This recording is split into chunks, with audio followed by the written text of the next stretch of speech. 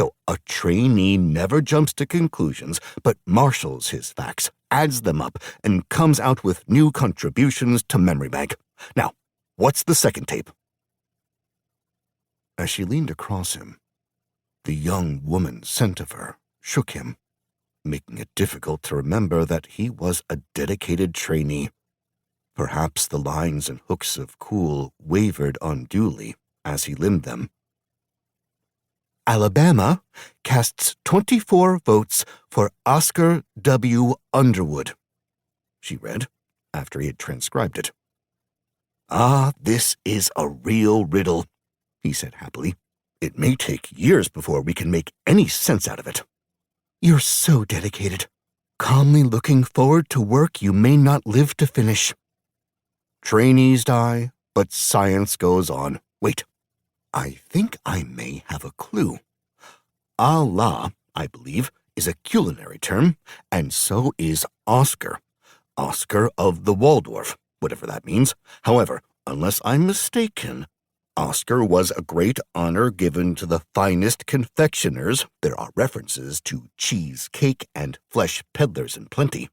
Once a year during the great feast of Thanksgiving in Hollywood, or Holywood, which somehow ties up with Underwood.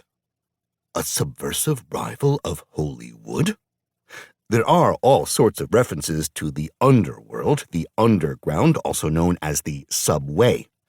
24 hours in a day? Provocative, but inconclusive. We all know decisions were arrived at by voting, an arcane method of divining the will of the great computer by the intricate use of machines. Bama may be a corrupt form of Hannah, a cut of meat followed by a gustatory exclamation of pleasure. Let's put it down and cool and see what we have, a sort of tentative picture. His writing tube moved rapidly over the vellum.